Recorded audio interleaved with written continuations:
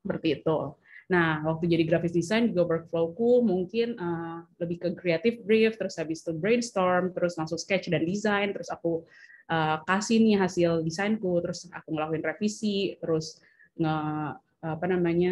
dapat revisi, terus aku ngelakuin revisi dan akhirnya di final di publish gitu. Nah, kalau misalnya workflow waktu aku sekarang jadi UI UX design, yang aku pakai adalah design thinking itu, empathize, define, ideate, prototype, dan test.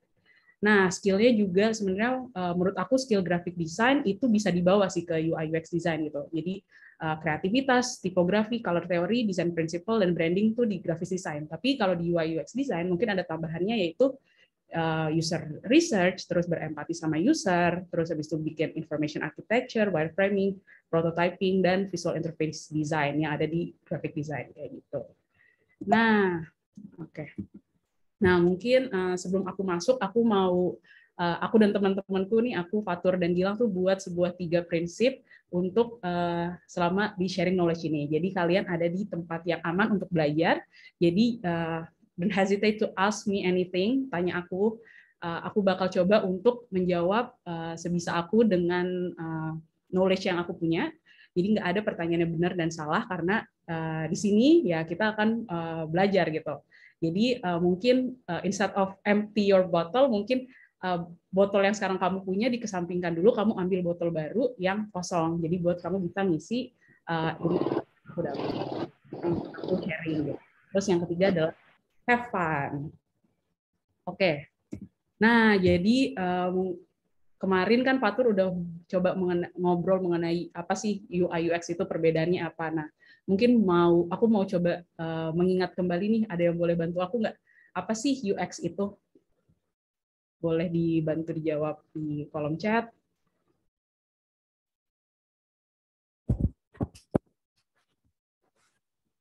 Oke, mungkin kalau nggak ada, nggak apa-apa. Aku langsung aja. Jadi kalau kata Bapak UX Don Norman, jadi user experience itu mencakup seluruh aspek dari interaksi akhir pengguna dengan perusahaan, terus service dan produknya.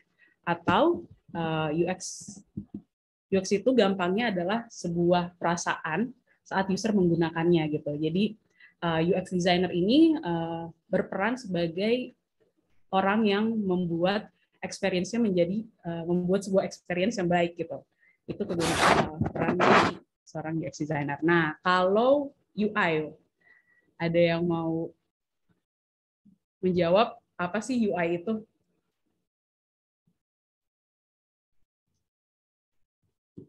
Oke.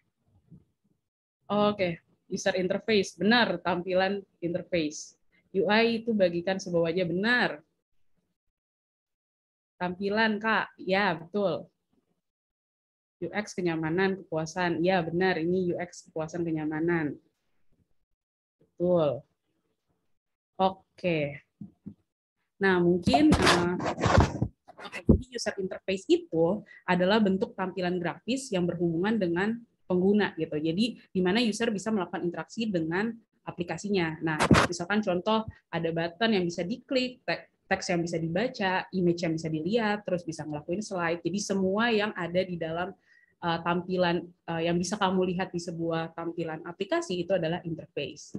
Nah, benar, secara gampangnya UI itu adalah tampilan. Jadi kalau misalnya UI itu adalah orang, UI itu kita bisa lihat gimana orangnya, terus bajunya apa, make up-nya seperti apa. Nah, jadi UI designer ini berperan untuk membangun sebuah halaman yang semenarik mungkin gitu. Nah, jadi bayangin aja kalau misalkan udah orangnya good looking, orangnya tuh enak dipandang gitu, terus habis itu juga personality-nya baik. Nah, kalian pasti pengen banget kan selalu bersama orang tersebut gitu, kayak pengen banget main sama orang tersebut. Nah, sama juga dengan UI UX gitu. Jadi di sini kita sebagai UI UX designer berusaha untuk membuat sebuah pengalaman user yang baik juga dengan tampilan yang baik juga gitu. Jadi kalau UI UX sudah baik, then your life is complete. Oke. Nah, jadi kemarin Fatur temanku udah bantu nih untuk menjelaskan dari bagian empathize, di mana kita kita mencari masalah dari user gitu, dari pain point-nya apa, terus habis itu kira-kira kebutuhannya apa, goals-nya apa, terus dari beberapa orang itu kita coba untuk ngedefine nih, kita cari tahu problem utamanya tuh apa ya gitu kan ya, problem utamanya apa sampai kita bisa membuat sebuah problem statement gitu. Jadi sebuah kalimat, sebuah statement di mana di situ ada user, ada keinginannya dan permasalahannya. Terus gimana nih? Jadi kita udah tahu dari define, udah tahu masalahnya, problem statement-nya, terus gimana caranya menerjemahkan itu menjadi sebuah solusi. Nah, bisa nggak nih Kak langsung aja nih kan langsung aja buat solusi gitu. Nah, kalau di design thinking ini ada proses ideate. Nah, proses ideation nih proses apa ya kira-kira gitu. Nah, jadi apa sih ideation itu? Nah, ideation itu adalah proses di mana kamu membuang semua ide kamu yang ada di kepala kamu setelah kamu mempunyai problem statement yang tepat. Nah, di sini tuh nggak peduli sebenarnya kalau misalnya idenya itu bekerja atau enggak gitu. Soalnya yang kita butuhkan adalah kuantitas daripada kualitas yang sebenarnya. Nah, tapi ide ini juga jangan lari dari problem statement yang udah kita buat ya. Walaupun bisa bekerja atau enggak, tapi tetap scope-nya adalah dari problem statement itu. Nah, terus kenapa sih kita harus ngelakuin ideation? Nah, ini mungkin salah satu trauma, nggak ada yang nggak salah satu trauma. Kalau dulu waktu aku kuliah, aku tuh daripada cuma bawa solusi 1, 2, 3, ide 1, 2, 3, aku mending nggak masuk gitu. Karena aku pasti bakal dibilang sampah. Kenapa dia bilang sampah gitu kan ya? Nah, jadi dari dulu tuh dosenku selalu bilang jangan pernah percaya sama ide-ide pertama, karena ide-ide pertama itu sampah gitu. Jadi coba kalian kayak ngebayangin mau mencari sebuah harta karun, apakah itu bakal ada di di tanah yang paling atas gitu yang bisa kita lihat gitu kan? Enggak kan. Jadi kita harus mencoba menggali lebih dalam supaya kita bisa menemukan harta karun tersebut. Nah, jadi ideation itu bergunanya untuk kita menggali lebih dalam lagi dari sebuah masalah yang udah ada supaya siapa tahu ketemu nih solusi yang terbaiknya yang mungkin nggak ditemuin di awal-awal kayak gitu. Oke, nah terus gimana sih caranya kita mencari ide sebanyak-banyaknya? Nah mungkin sebelumnya aku mau bilang kalau misalkan best practice untuk melakukan ideation itu dilakukan bersama dengan beberapa tim gitu dari stakeholders kalian. Misalnya contoh dari developer, terus ada product owner-nya nih ikutan, terus habis itu ada researcher-nya sama UX writer-nya. Kenapa gitu kan ya? Karena sebenarnya lebih baik the more the merrier gitu. Semakin banyak orangnya juga semakin supaya brainstorm-nya lebih banyak gitu, dapat hasil ide-idenya. Dan selain itu supaya kita bisa mungkin ada beberapa hal yang nggak bisa kita lihat gitu. Misalkan kalau dari developer mungkin dia bisa lihat dari sisi pembagian development-nya. Terus kalau dari product owner dari sisi produk, dan juga karena product owner ini bekerja sama bisnis, jadi dia juga bisa lihat dari sisi bisnis. Nah, mungkin kalau dari researcher bisa lihat karena dia yang nge-conduct, jadi dia bisa lebih berempati lagi nih sama solusi-solusi ide-idenya nih. Terus dari mungkin writer karena sisi dari konten, dia bisa ngelihat dari bagian kontennya kayak gitu. Nah, terus gimana sih tekniknya nih brainstorm yang baik supaya bisa mendapatkan generate ideas yang banyak gitu, ide-ide yang banyak. Nah, caranya ada lewat ini 4 yang terkenal. Sebenarnya masih banyak lagi gitu. Nah, ada yang namanya Crazy Eight. Mungkin udah mulai sering nih dengar Crazy Eight gitu ya. Nah, Crazy Eight ini apa sih? Jadi selama 8 menit kalian harus membuat sebuah 8 sketsa. Jadi satu sketsa itu selama 1 menit lah kira-kira. Nah, di sini kalian buat sketsa, nggak apa-apa, nggak bagus. Terus habis itu di sketsanya, nah kalau dari contoh nih, mungkin kalau misalnya nggak dikasih tahu penjelasannya, takutnya yang lain pada nggak paham, jadi coba untuk kasih sedikit penjelasan dari ide kamu kayak gitu. Terus habis itu ada yang namanya mind mapping. Nah, mind mapping ini mungkin kalau aku sih dari mungkin dari kalian pasti udah paham banget sama mind mapping. Ini pasti dari SD udah dicobain buat coba mind mapping. Jadi taruh problem statement-nya di tengah, terus habis itu kamu kamu buat cabang sebanyak-banyaknya untuk mendapatkan ide-ide yang baru gitu. Terus habis itu brainwriting. Nah, brainwriting ini kebetulan kalau kamu mau melakukan sendiri ini unfortunately ini nggak bisa gitu. Kalau yang lain mungkin Crazy 8, mind mapping sama worst possible ideas ini bisa dilakukan kalau kamu akhirnya melakukan sendiri gitu. Nah, kalau di brainwriting ini jadi dari tim kamu, dari beberapa orang, kita coba untuk ngebuang idenya per orang dulu gitu. Jadi dari per orang kamu punya kertas, terus kamu tulis nih ide pertama. Nah, terus selanjutnya adalah dari brainwrite. Selanjutnya kamu pass ini nih si kertas ini kamu pass ke orang selanjutnya. Terus habis itu kamu harus meneruskan dari solusi orang pertama sampai akhirnya terakhir gitu. Nah, terus ada yang namanya worst possible idea gitu. Nah, ini menarik sih worst possible idea ini. Dibuat karena kan kalau kamu kadang kalau bekerja sama-sama tim lain, kadang suka ada rasa pressure-nya gitu kan ya, rasa pressure-nya. Nah, worst possible ideas ini tujuannya tuh supaya kalian tuh nggak ngerasain pressure gitu. Jadi instead of gimana ya aku bisa memberikan ide sebagus mungkin, nah di sini malah idenya tuh yang seburuk-buruk mungkin gitu supaya kalian nggak ngerasain pressure itu. Nah, tapi setelah kalian dapetin worst-nya, terburuknya, kalian juga harus bikin yang terbaiknya seperti apa. Nah, mungkin tipsnya kalau kalian kerja sama tim lain gitu, kalian harus buat lingkungannya itu kolaboratif, terbuka, dan aman gitu. Nah, sebenarnya masih banyak banget ideation teknik.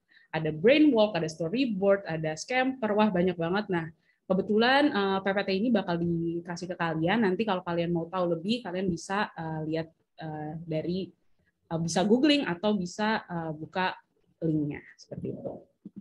Nah, terus kan kita udah dapet nih ide-ide, udah sebanyak itu kita punya ide. Terus habis itu selanjutnya gimana dong kita menemukan cara memilih solusinya gitu kan ya. Nah, jadi ini ada 2 cara yang paling terkenal juga nih untuk melakukan pemilihan ide gitu. Sebenarnya yang paling terkenal yang kiri sih, yang post-it voting ini. Jadi setelah punya banyak ide itu, terus kalian ntar ditempel di dinding, ditaruh di dinding. Nah, ntar kalian bakal dapat sebuah stiker gitu, sebuah stiker. Nanti kalian baca nih satu-satu, terus kalian baca satu-satu, terus kalau menurut kalian bagus, nah kalian tempel. Kalau menurut kalian ini, wah ini kayaknya solusinya idenya oke nih. Nah, kalian tempel gitu. Nah, dari sini ntar kalau udah selesai bisa kelihatan nih ide mana yang paling banyak dipilih. Nah, dari ide yang paling banyak dipilih inilah yang akan dibawa untuk ke arah solusi nantinya gitu. Nah, terus habis itu ada now, wow, how matrix gitu. Apa sih now, wow, how matrix ini? Nah, jadi sebenarnya kalau now, wow, how matrix ini dilihat dari ada sumbu Y dan sumbu X gitu. Nah, kalau dari sumbu Y ini di sini tuh ada is. Is ini lebih ke kemudahan kita dari sisi perusahaan untuk membangun produk tersebut gitu. Susah atau enggak nih pengembangan pembuatan produk ini. Nah, kalau innovation itu lebih ke arah inovatif atau enggak solusi ini, kayak udah pernah ada belum di luar kayak gitu. Nah, semakin ke kanan itu semakin inovatif dan semakin kiri itu semakin low gitu. Nah, jadi di now, wow, how matrix ini kalau pemilihannya adalah di bagian now-nya aja. Jadi kenapa di now? Karena yes, innovation-nya tinggi, ya ada di bagian tinggi. Terus habis itu untuk pengembangannya, oke, pengembangannya dari kita kayaknya nggak terlalu sulit nih. Akhirnya ditaruh di easy gitu. Nah, that's why yang diambil itu di bagian now. Nah, sebenarnya kalau di wow dan how ini mungkin bisa diambil, tapi kita simpan aja dulu untuk pengembangan selanjutnya gitu. Nah, kalau di atas kenapa kosong? Of course harus kosong karena udah inovatifnya juga rendah, terus habis itu pengembangannya sulit gitu kan, kayak ngapain gitu, buang-buang waktu dan buang-buang uang aja. Oke. Nah, sebenarnya masih banyak lagi ide-ide untuk cari untuk memilih best ideas. Again, ntar tinggal kalian buka linknya aja. Oke, nah sebelum aku mau mulai masuk ke case study-nya Allocaway yang kemarin mungkin udah Fatur bantu di breakdown gitu, sebelum masuk ke ideation mungkin aku bakal recall dulu nih, mengingat dulu kemarin tuh di desain di case study-nya Allocaway itu di bagian empathize dan define tuh ngapain gitu kan ya. Nah, jadi di bagian empathize Mas Galang ini mau mencari pendapat traveler terhadap traveling gitu. Nah, dia pengen mencari masalahnya dengan cara akhirnya dia menginterview dengan meng-in-depth interview user-usernya nih, si traveler-travelernya nih. Nah, untuk buat apa sih supaya dia bisa memahami user goals, motivation, pain points, dan blokernya gitu. Nah terus habis itu dari situ dia udah tahu nih, udah dapat data-data, udah dapat temuan-temuannya dari traveler ini, terus dibawalah ke Define. Nah di Define ini dia akhirnya mau mencari tahu dari beberapa user ini problem utamanya tuh apa sih gitu kan ya, insights-nya tuh apa sih problem utamanya. Nah akhirnya terjawab kalau misalnya problem utama dari traveler ini adalah kesulitan untuk mendapatkan best local transportation di destinasi lokal gitu dia bilang. Nah akhirnya di situ dia melakukan affinity mapping untuk mencari insights utamanya, dan sebenarnya dia juga nggak langsung mengambil oke, inilah masalah yang bakal kita ambil gitu. Tapi dia mencoba untuk melakukan design mandates dulu. Mungkin design mandates itu adalah rekomendasi yang bisa dibawa ke ideation nanti. Tapi akhirnya in the end dia tetap memprioritaskan karena mungkin dari segi waktu yang dia bisa develop adalah berdasarkan ya udah akhirnya dia ngambil yang paling banyak permasalahannya adalah local transportation ini dan local knowledge-nya. Nah, terus habis itu kemudian dia lanjut ke ideation nih untuk proses mencari ide dan dan solusi terbaik kira-kira.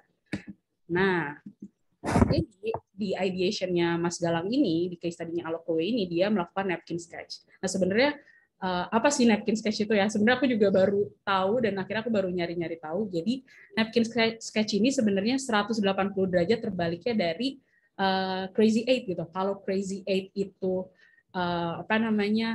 kita harus membuat ide sebanyak-banyaknya dalam waktu 8 sketsa dalam waktu 8 menit. Nah, kalau di napkin sketch ini sebenarnya kita lebih kayak menunggu aja ide itu datang gitu. Ide itu datang.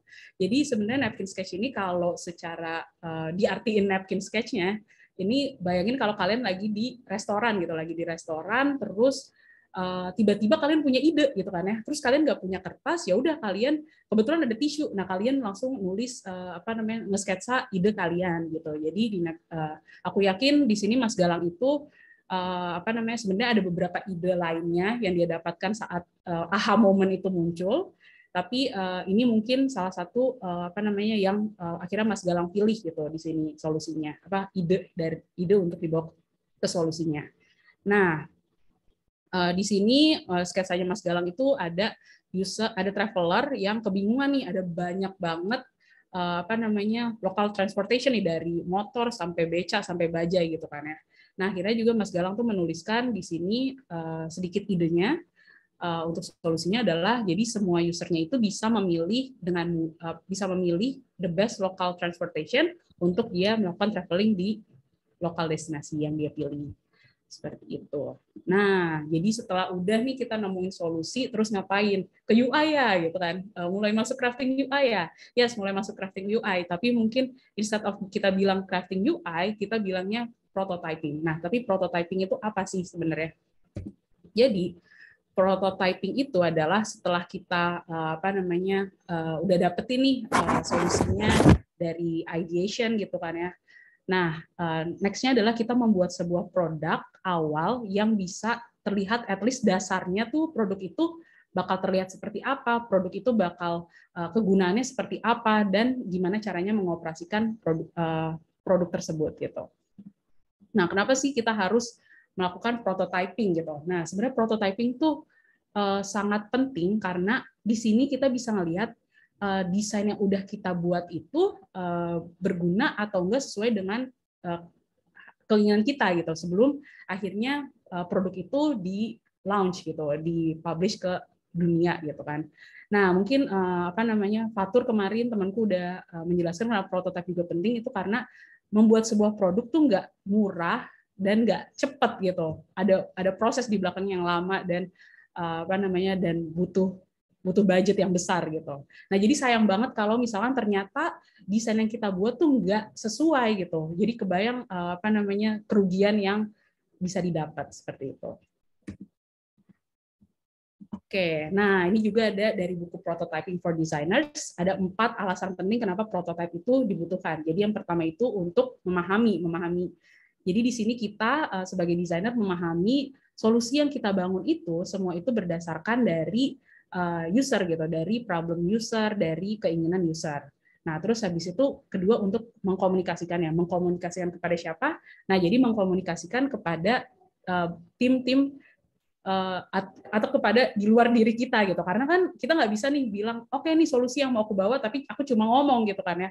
Nah, lebih enak kalau ada prototype, jadi bisa dikasih lihat, oke, ini loh solusi yang akan aku bawa gitu, ini solusi yang akan aku bawa. Terus mungkin di situ juga kan mengkomunikasikan untuk product owner, terus developer gitu.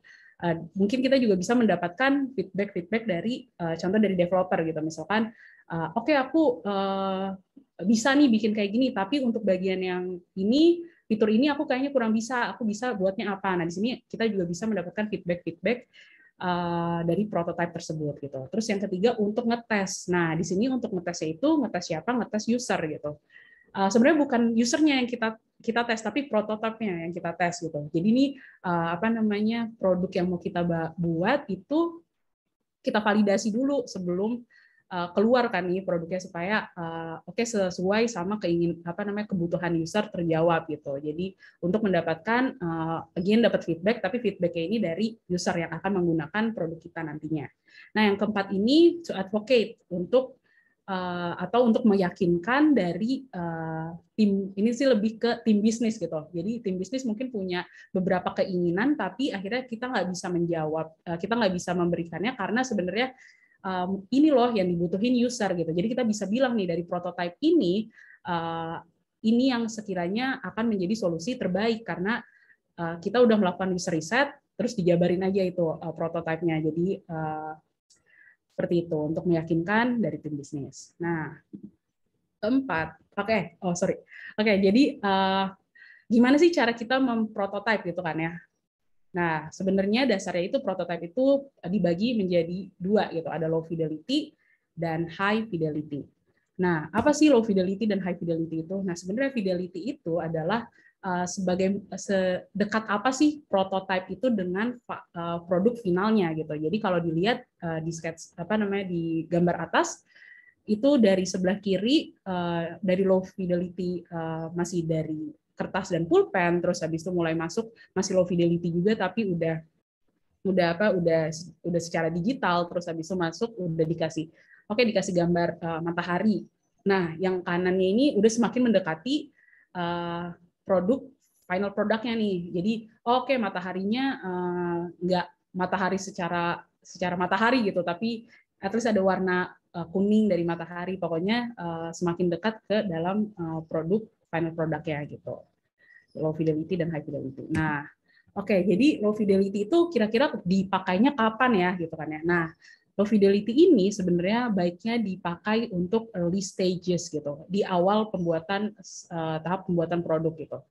Jadi goal utamanya di low fidelity ini supaya menerjemahkan ide-ide at least bisa dites dulu nih, bisa dites ke user untuk bisa mendapatkan feedback di awal secepat-cepatnya gitu. Kenapa sih harus low fidelity? Kenapa nggak langsung aja gitu kan ya ke high fidelity gitu? Nah, kalau low fidelity kan sebenarnya masih gampang, masih simple nih, kita masih bisa pakai paper dan pen gitu kan ya.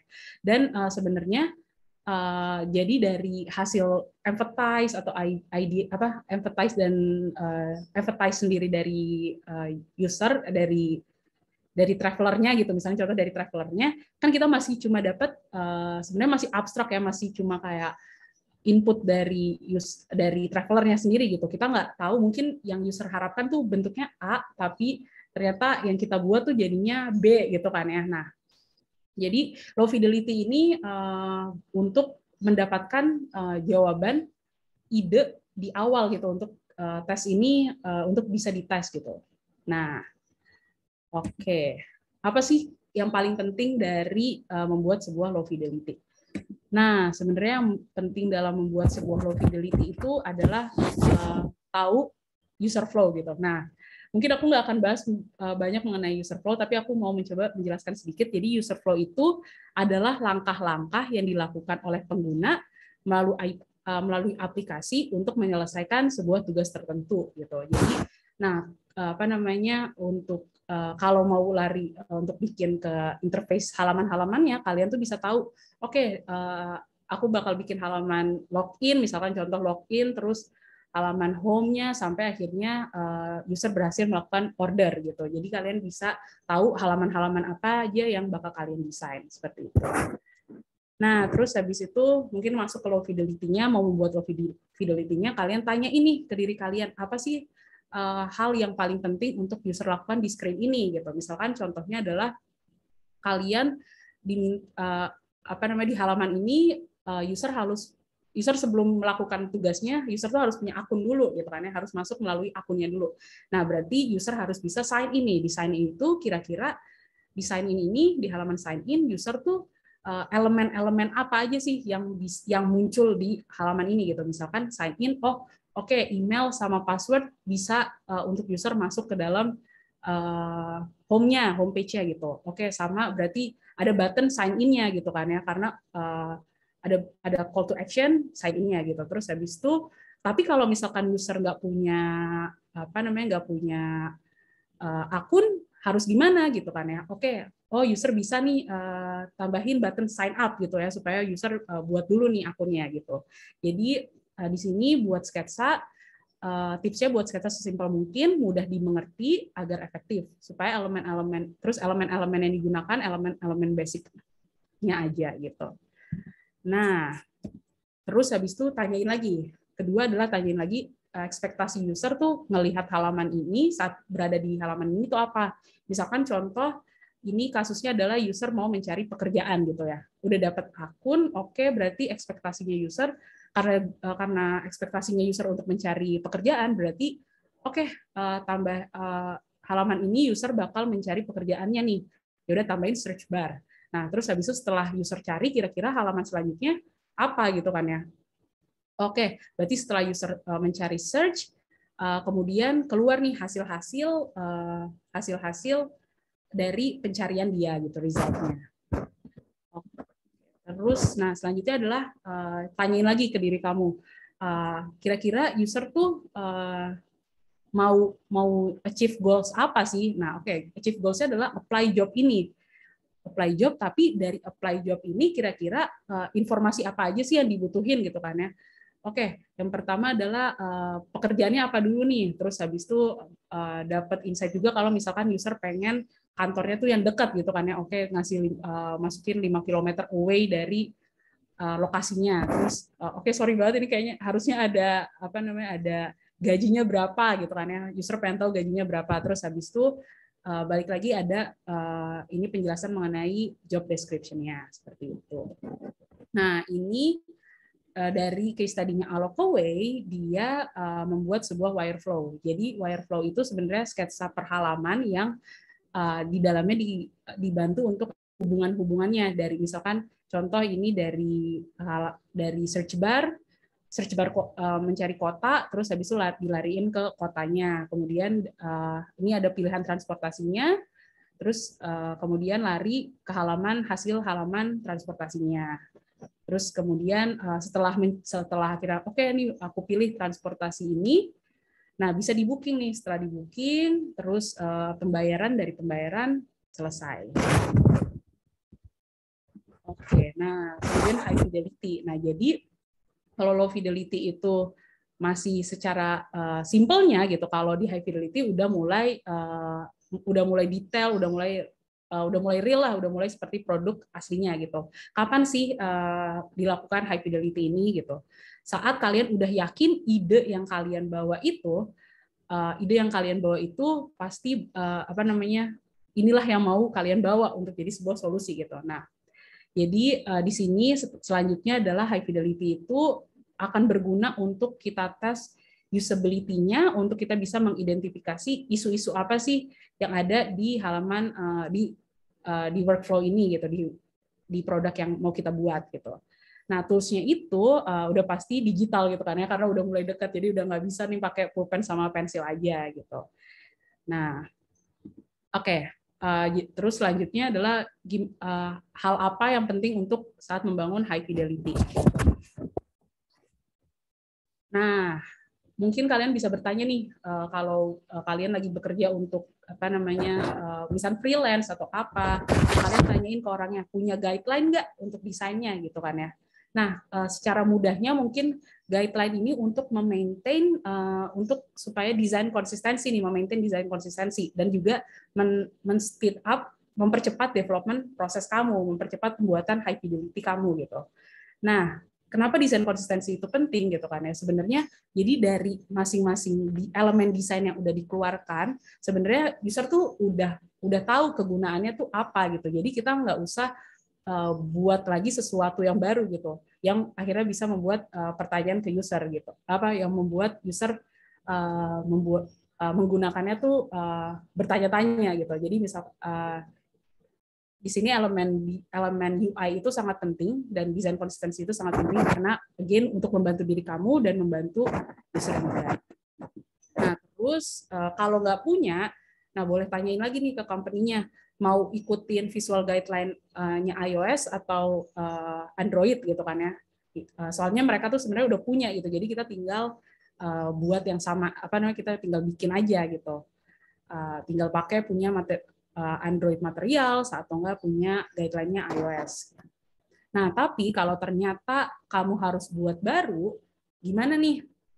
Kalau ternyata kamu harus buat baru, apakah aku harus buat semua elemen desain yang elemen UI yang aku tahu gitu kan? Nggak usah. Jadi kalian misalnya dari low fidelity, dari sketsa kamu nih kamu buat aja nih satu-satu dulu gitu. Buat satu-satu. Misalnya contoh, oh ada di sini ada di halaman ini ada search bar, terus habis itu ada elemen untuk elemen hasil pencarian pekerjaannya, terus habis itu ada navigasi barnya. Nah, ini ntar kalian buat guideline-nya, kalian kumpulin, terus kalau misalnya ada halaman baru, terus ada elemen baru yang harus dibuat, itu juga kalian nanti kumpulkan kayak gitu. Jadi perlahan-lahan aja. Nah, sebenarnya UI elemen itu banyak banget. Jadi kalian bisa cari tahu, tapi sebenarnya kenapa sih menurut aku untuk tahu UI elemen itu sangat penting gitu. Kenapa? Karena bukan cuma mempercepat proses kita, tapi sebenarnya ini tuh membantu user gitu. Karena sebenarnya user tuh udah tahu kegunaan-kegunaan dari elemen-elemen ini. Contoh, oh ada button. Kalau ada button berarti kayaknya ini bisa, kalau aku pencet, aku bisa lari ke aksi selanjutnya gitu, ke action selanjutnya. Terus habis itu misalkan contohnya adalah, oke nih ada radio button sama checkbox gitu ya. Mereka tuh kan mirip-mirip ya sama-sama untuk apa namanya untuk memilih, tapi sebenarnya udah ada kegunaannya gitu URL apa namanya radio button sama checkbox. Kalau radio button itu user cuma boleh untuk milih satu aja gitu. Tapi kalau checkbox user tuh bisa milih beberapa pilihan dari yang disediakan seperti itu. UI elemen ini bukan berguna cuma buat kita aja sebagai desainer, tapi untuk bisa membantu user untuk menavigasikan atau menggunakan elemen-elemen tersebut. Nah, sama yang penting juga adalah untuk tahu visual principle design gitu, supaya kita bisa membuat sebuah visual yang baik.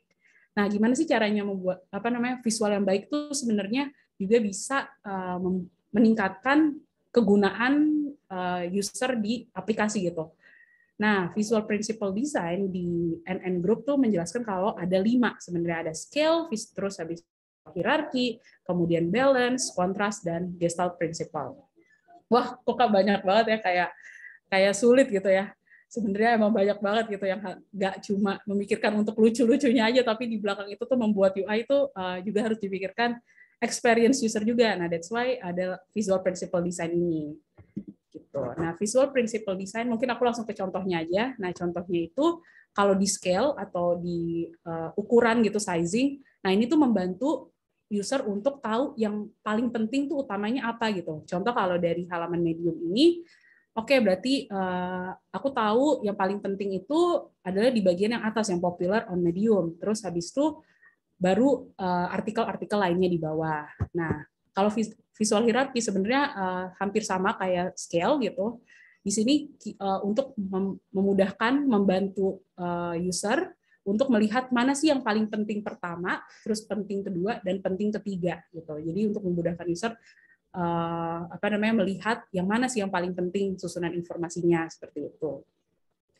Kemudian ini balance. Nah, balance ini kalau dilihat dari Traveloka Eats nih, contohnya dari Traveloka Eats, kalau kita bagi dua nih seimbang nih kanan kiri. Jadi di sini membantu juga untuk user bisa tahu kalau mereka punya kesempatan yang sama untuk memilih merchant-merchant yang ada kayak gitu. Nah, kemudian kontras. Nah, di kontras ini ada sesuatu yang lebih menonjol gitu. Nah, ini contohnya adalah di bagian button delete gitu. Di button delete kayak warnanya merah lebih menonjol dari yang lain. Nah, user akhirnya mengidentifikasi bahwa ini tuh bisa terjadi sesuatu aksi gitu. Ya, dan kalau di iOS sendiri warna merah ini diidentifikasi sebagai menghapus gitu, delete. Nah, yang ketiga adalah Gestalt Principle gitu. Apa sih Gestalt Principle ini gitu ya? Nah, jadi Gestalt Principle itu manusia itu katanya dibilang cenderung untuk selalu mengelompokkan sesuatu menjadi satu kesatuan gitu, menjadi satu kelompok, intinya menjadi sebuah satu kelompok lah. Nah, di sini kalau di contohnya kalau user mau ngisi beberapa formulir gitu, kita mencoba sebagai UI designer kita mencoba untuk mengelompokkannya nih. Oh, oke. Yang atas ini kelompok email, yang bawah ini kelompok password, ya terus button persegi panjang satunya ini untuk button gitu. Jadi coba aja kebayang kalau misalnya nggak kita kelompokin. Pasti kita bingung ini buat isi email atau isi password gitu. Mungkin kalau button oke warnanya berbeda sendiri, tapi kalau dari yang atas, dua atas, kalau nggak dikelompokin, user akan bertanya-tanya, ini apa yang harus saya isi. Nah, oke. Jadi ini adalah contoh high fidelity dari studi kasusnya Alokaway.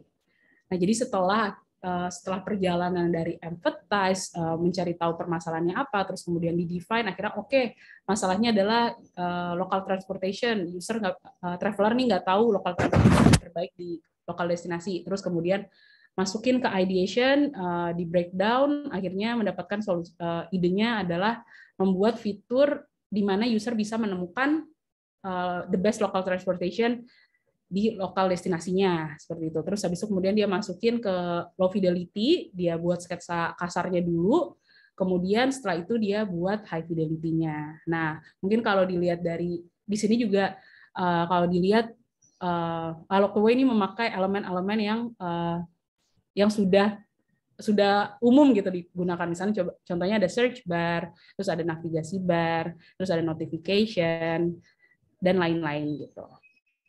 Oke, dan juga menggunakan visual principle yang baik. Misalkan contohnya adalah pembagian visual hierarkinya nih. Pertama, karena warna di sini lebih dominan, di sini tandanya user kayaknya harus ke arah sini dulu untuk melakukan search. Terus kedua, ke icon-icon ini, terus yang ketiga turun ke bawahnya seperti itu. Oke, selanjutnya gimana sih untuk untuk how to be better in crafting UI gitu kan, yang membuat UI lebih baik lagi gitu. Nah, ini dari pengalamanku aja. Jadi aku itu pertama aku tuh coba untuk nge-copy interface dari aplikasi yang aku pakai nih sehari-hari. Nah, di situ kenapa? Karena aku sebenarnya kurang tahu nih kira-kira aku harus pakai font tuh di ukuran berapa, yang paling besar, terus paling kecil berapa, terus ukuran size icon tuh ada di berapa gitu. Nah, jadi dengan aku copy interface yang udah ada, aku bisa menganalisa juga nih ukuran-ukurannya. Terus, nah salah satunya mungkin juga kalau kalian mau mengcopy sebuah interface, kalian pastiin ukuran handphone kalian ada di size berapa nih. Misalkan, let's say di 360 lebarnya. Nah, kamu juga harus membuat halamannya juga di 360 gitu supaya kamu bisa tahu ukuran terbesarnya berapa, ukuran terkecilnya berapa gitu kalau untuk di teks. Nah, tapi kalau untuk icon juga kalian bisa tahu gitu. Nah, terus kemudian kedua aku juga mencari inspirasi lewat Pinterest dan Dribbble. Terus yang ketiga cari mentor gitu. Nah, tapi kalau di aku mungkin mentorku adalah lead di kantorku gitu. Jadi sampai sekarang juga aku masih banyak dikritik sama leadku gitu kayak, ini gue harus lihat apa sih duluan gitu. Ini gue ngelihat semuanya itu penting gitu. Coba lo prioritasin lagi apa yang harus dilihat kayak gitu. Nah, jadi punya mentor itu penting nih. Nah, kalau kalian mungkin belum punya mentor dari orang kantor gitu atau teman, nah kalian bisa coba nih ADP List. Jadi ADP List ini ada beberapa mentor yang udah bekerja sebagai UI UX designer, punya pengalaman yang lama gitu, mereka mau banget membantu kalian untuk memberikan knowledge-nya mereka gitu. Terus habis itu yang keempat, banyakin praktek. Nah, kalau sebenarnya aku lebih sering ke yang nomor 1 itu, praktekku. Tapi kalian juga bisa coba dailyui.co. Nah, jadi dailyui.co ini kamu cuma masukin email aja nih, terus dia bakal ngirimin kamu 100 email sehari untuk kamu mengerjakan sebuah tugas. Nah, tugasnya itu sebenarnya cuma dalam bentuk tulisan, misalnya contoh desain coba buat halaman booking hotel, nah kayak gitu. Jadi selama 100 hari dia akan constantly ngirim kamu email untuk kamu latihan UI kayak gitu. Nah, terus yang kelima adalah drown yourself with a real project. Nah, kebetulan sebenarnya aku sebelumnya les dulu, aku ngambil les UI UX, terus akhirnya sebelum aku selesai, aku langsung cari kerja supaya itu langsung mengerjakan real project gitu, supaya aku tahu gimana cara kerja sebenarnya gitu. Nah, oke. Nah, ini mungkin tools for crafting UI. Aku mau ngebahas pro and con-nya. Jadi sebenarnya yang paling 3 populer itu ada Sketch, terus ada Figma, dan Adobe XD gitu. Nah, sayangnya Sketch itu cuma bisa digunakan oleh pengguna macOS. Jadi untuk Windows sama Linux tuh nggak bisa, tapi Figma dan Adobe XD itu bisa. Nah, terus untuk melakukan kolaborasi, Sketch itu nggak bisa. Jadi mungkin Sketch dan Figma ini bayangannya seperti Microsoft Word dan Google Docs gitu.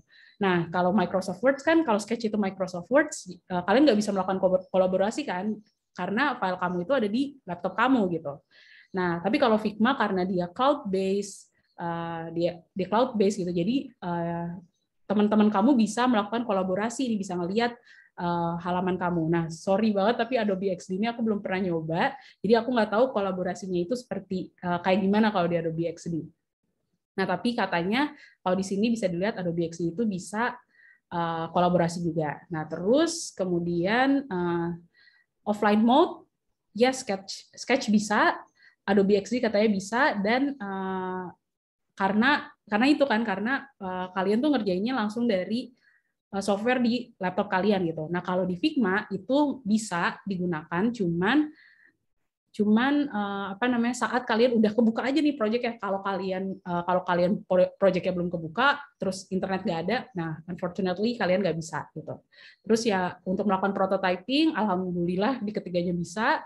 Nah, di Sketch itu bisa nggak free gitu kan ya, kayak Figma atau Adobe XD, nggak bisa gitu sayangnya. Jadi mereka tuh 30-day trial aja, terus habis itu harus beli paketnya gitu. Nah, jadi kalau menurut aku, kalau kalian mau belajar, mungkin bisa coba untuk menggunakan Figma gitu, ataupun Adobe XD. Tapi menurut aku lebih cenderung untuk ke Figma karena sekarang beberapa perusahaan itu udah mulai lari ke Figma. Dan di kantorku juga yang sekarang tadinya pakai Sketch juga udah mulai pelan-pelan pindah ke Figma. Oke. Nah, jadi setelah prototype udah selesai nih gitu kan ya. Belum. Kalau lihat dari design thinking ini masih ada melakukan tes gitu. Tes apa sih gitu kan ya. Nah, terus tes. Oke, jadi setelah kita udah buat nih high fidelity produknya seperti apa, nah kita harus melakukan usability test gitu. Usability test itu apa? Jadi yang pertama, kenapa kita harus melakukan usability test gitu kan ya?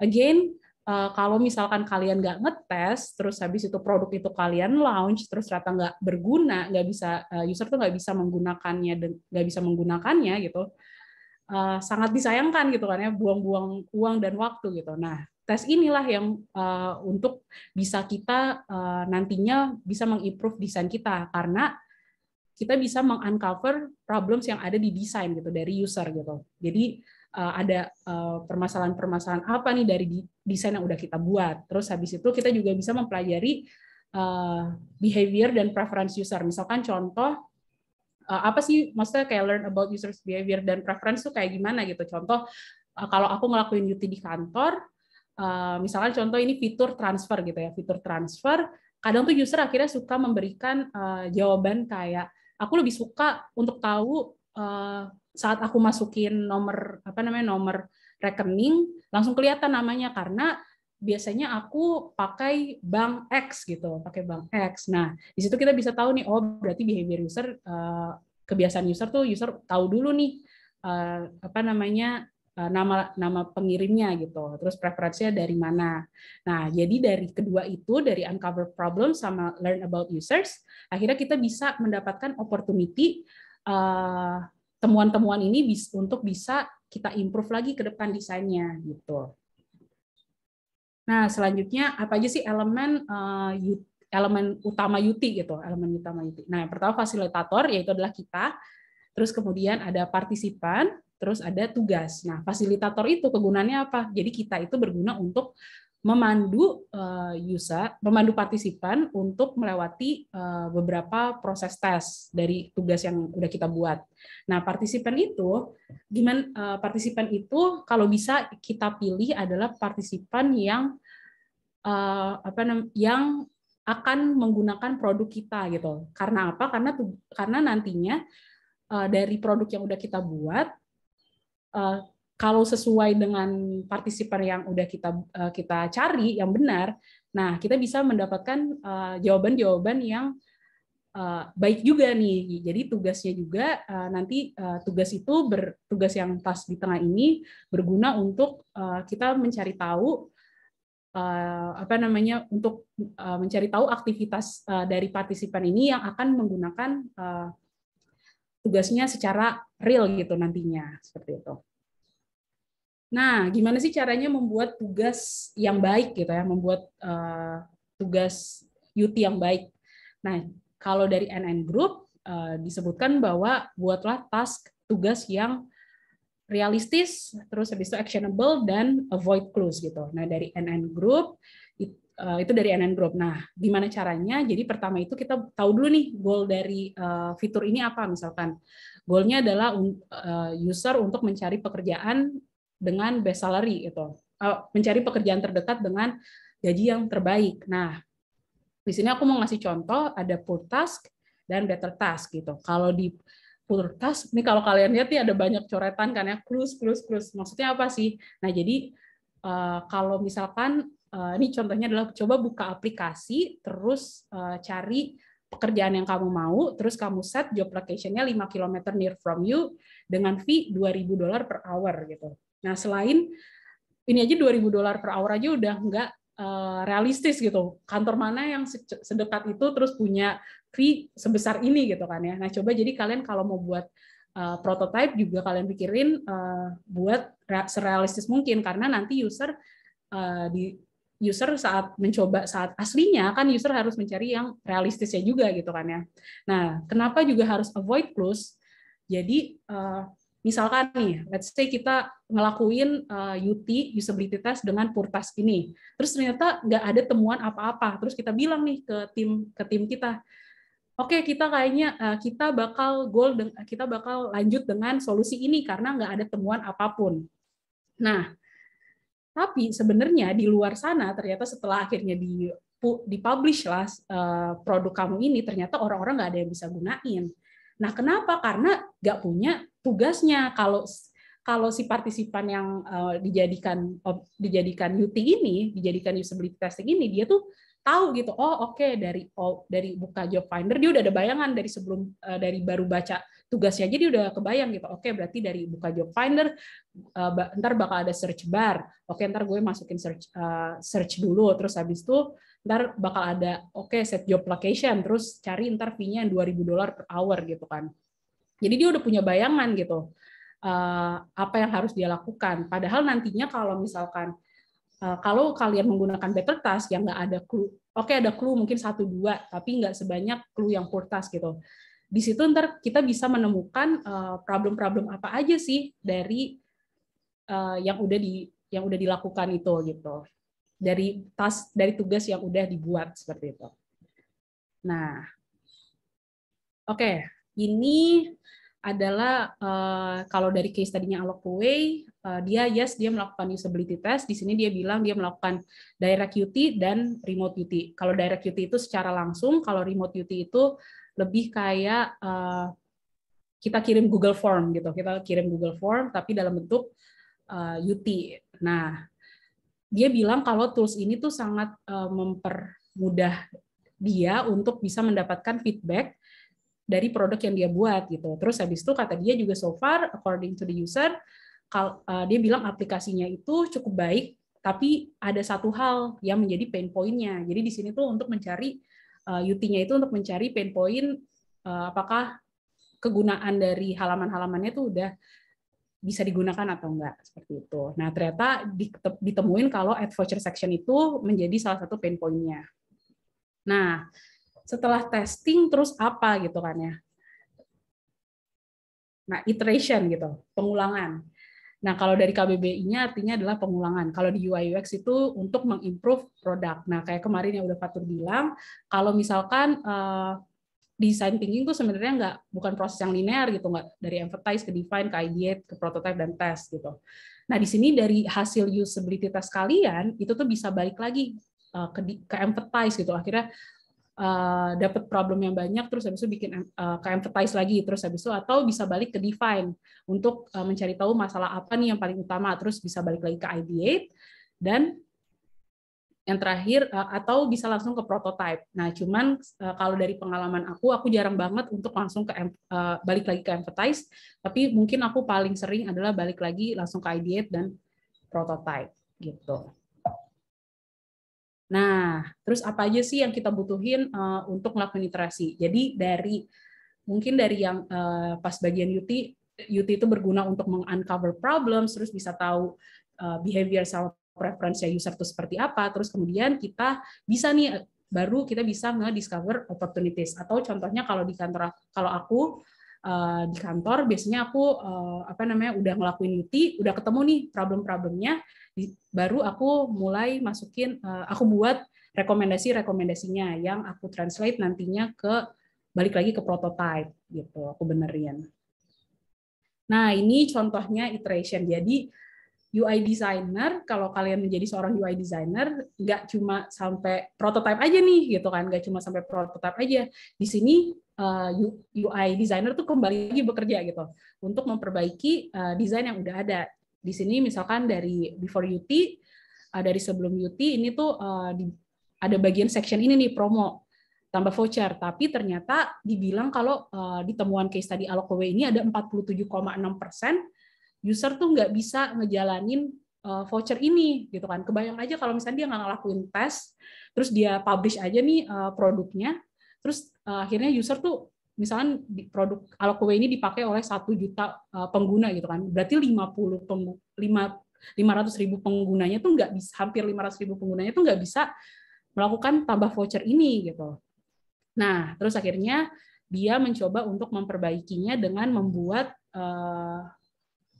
menambahkan sebuah CTA supaya lebih terlihat lagi. Tadinya itu cuma drop down, di sini user kurang memahami kalau adanya si voucher ini gitu.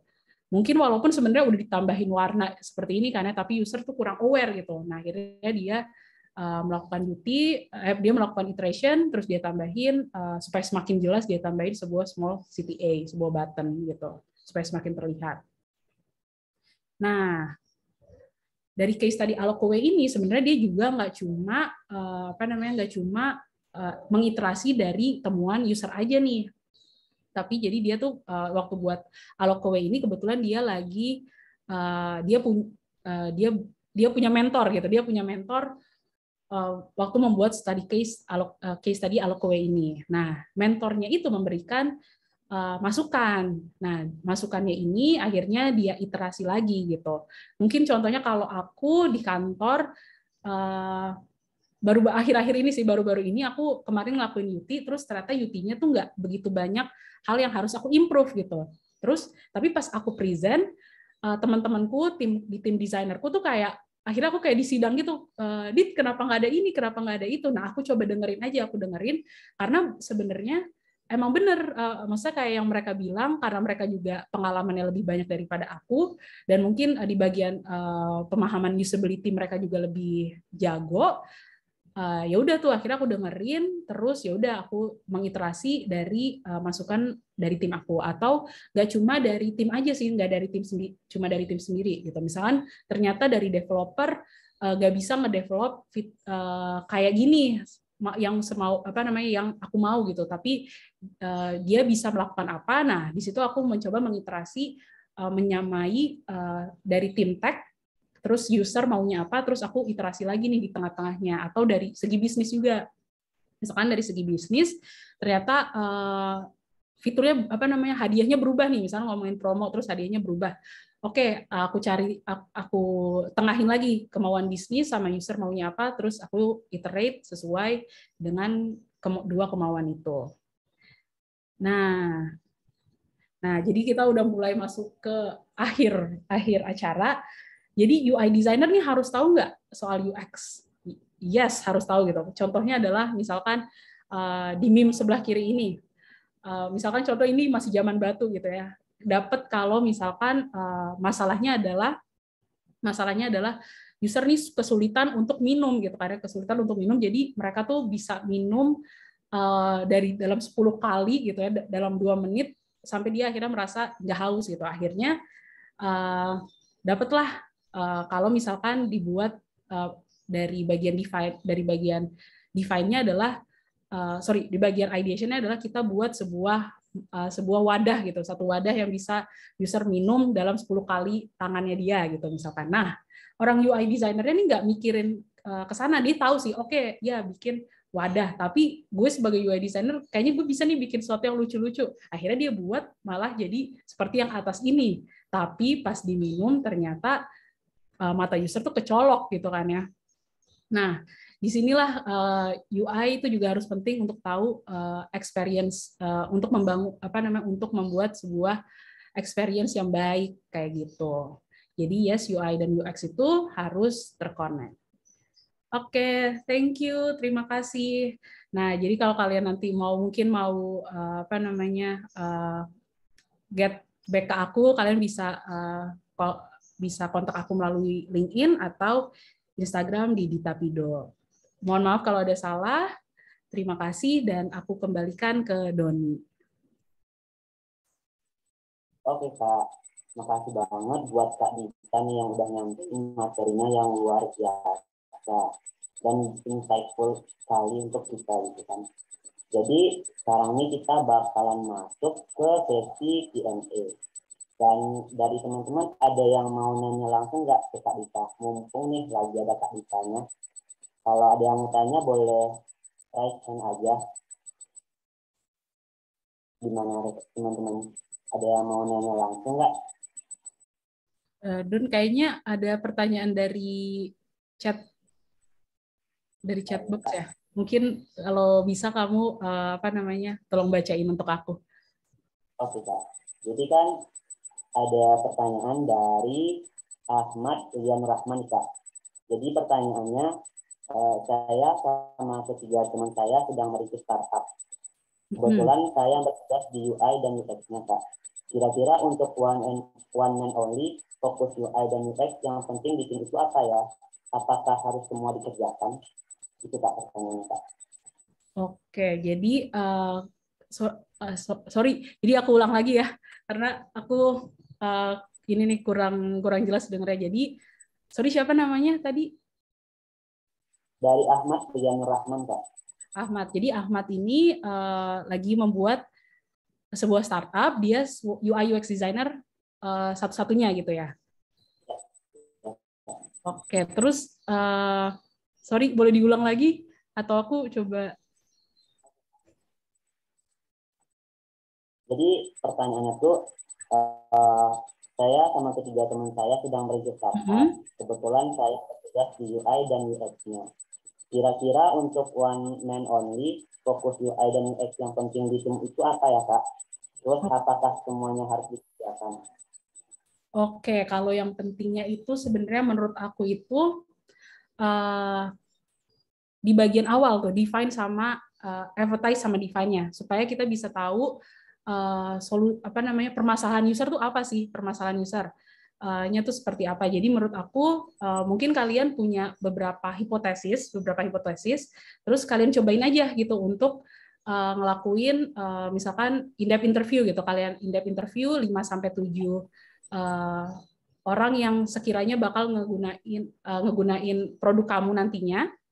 Itu terus kamu interview, kamu cari tahu nih masalahnya apa gitu, supaya nanti once kamu akhirnya mau masuk ke protot, misalnya langsung lah kamu ceritanya kamu mau langsung nge-skip dulu nih bagian ideation gitu ya. Terus kamu langsung ke prototype, at least kamu tuh tahu apa yang mau kamu solusiin gitu. Atau mungkin kalau di kantorku sebenarnya aku tuh nggak pakai design thinking gitu. Sebenarnya aku lebih ke Lean UX. Kalau kalian tahu Lean UX itu sebenarnya lebih jadi aku dapat brief, terus aku langsung bangun. Sebenarnya aku langsung bangun, terus kemudian aku tes. Jadi lebih cepat lagi gitu prosesnya. Jadi mungkin kalau dari sorry siapa namanya tadi yang bertanya, Don?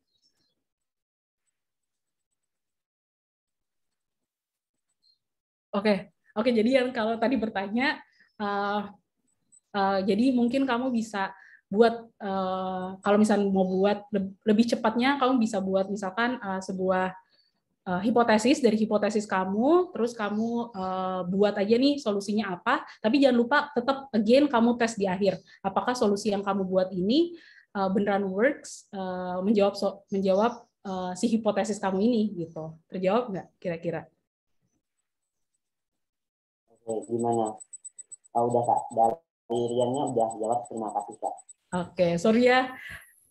Sorry Ahmad Rian kalau kurang menjawab. Oke Kak, di sini ada juga pertanyaan yang lain gitu kan Kak. Jadi di dalam UX design dari Ilham Prabowo Kak. Jadi pertanyaannya, di dalam UX designer itu ada beberapa macam lagi, seperti UX research dan UX writing. Nah, apakah seorang UX design harus menguasai semuanya, Kak? Nah, kalau menurut aku, iya kita harus menguasai ya. Sebenarnya kalau kebetulan ini kalau misalnya contohnya dari kantor aku gitu. Dulu tuh sebenarnya kantorku dulu belum punya UX research dan UX writer. Jadi di situ aku harus bisa menjadi seorang researcher, tapi mungkin research-nya ini again karena kantorku itu nggak pakai design thinking tapi Lean UX gitu. Jadi yang aku lakukan risetnya itu di bagian UT-nya, lebih ke arah UT gitu.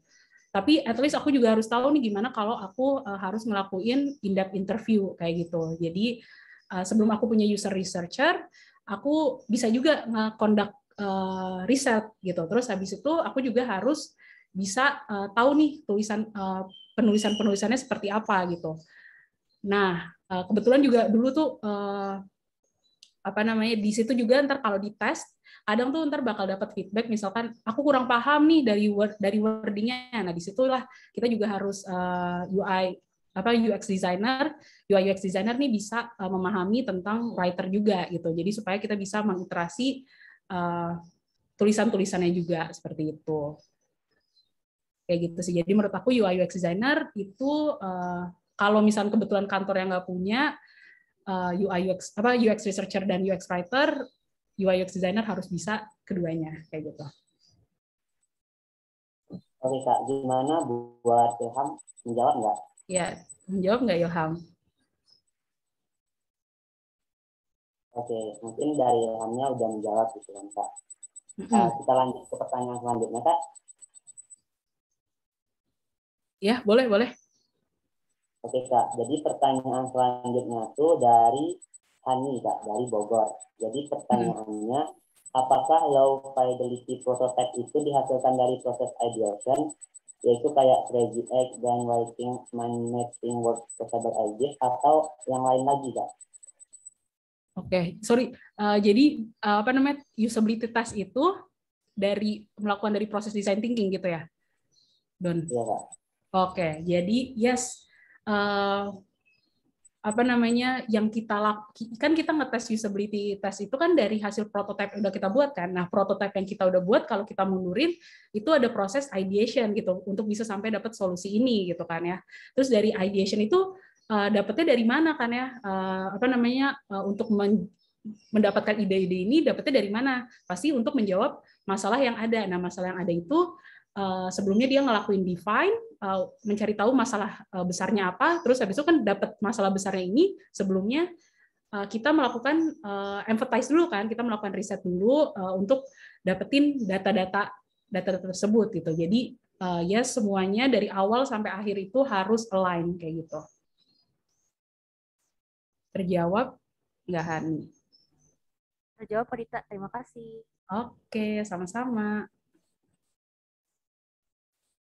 Oke Kak, masih ada pertanyaan. Kita lanjut kan Kak? Ya, boleh. Jadi pertanyaannya itu dari Rizky Rahardi Putra. Pertanyaannya, boleh nggak Kak kita ngetes ke user itu lo-fi-nya sebelum ke hi-fi? Supaya nggak banyak revisi dan lain-lain, serta hemat tenaga dan waktu. Itu boleh nggak Kak? Boleh banget, malah bagusnya seperti itu sih. Sayangnya aku malah kalau ditanya aku tuh kalau di kantor nggak pernah melakukan lofi dulu. Sebenarnya kalau lofi itu kalau dites sebenarnya yang dites itu adalah konsepnya nih. Apakah solusi yang kamu mau bawa itu tuh beneran terjawab gitu, beneran bisa menjawab gitu sebelum kamu kan kalau udah high fidelity kan kamu udah capek kan udah buat sebagus mungkin ternyata kamu harus balik lagi dari empathize gitu kan ya, sayang banget gitu. Jadi menurut aku dari awal low fidelity supaya at least kalau mau balik lagi kamu bisa baliknya di ideation aja gitu, nggak harus nggak harus atau enggak kalau balik ke ideation tapi kamu harus nge-hi-fi lagi gitu kan, sayang banget gitu. Jadi menurut aku untuk low fidelity dulu itu sebenarnya harusnya sih kita melakukan itu. Karena again buat proses itu tuh panjang gitu supaya nggak habisin waktu, salah satunya lewat low fidelity untuk ngetesnya gitu. Menjawab. Oke. Jadi harus lo-fi dulu bagusnya. Gimana sih sudah menjawab nggak dari jawaban dari Kak Dita? Menjawab Kak. Thank you Kak. Sama-sama. Oke Kak, jadi masih ada pertanyaan dari Rizky. Jadi pertanyaannya Kak, mobile app kan resolusi layarnya beda-beda. Misal iPhone 8, iPhone 11, dan lain sebagainya. Belum lagi yang versi Pro dan Mini. Saat mendesain app, kita harus pakai yang mana ya Kak? Apa kita harus mendesain untuk semua jenis layar smartphone? Oke.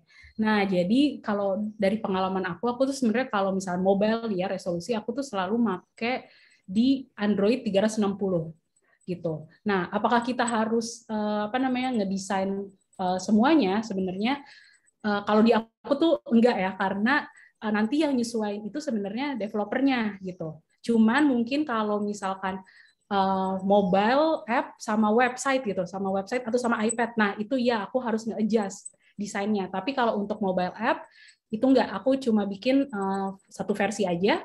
Terus ntar developernya yang bakal menyesuaikan kayak gitu. Tapi again balik lagi kalau misalnya udah beda platform udah beda tempatnya gitu, satu desktop, satu mobile, satu iPad. Nah itu aku bakal buat satu-satu kayak gitu. Menjawab nggak Rizky?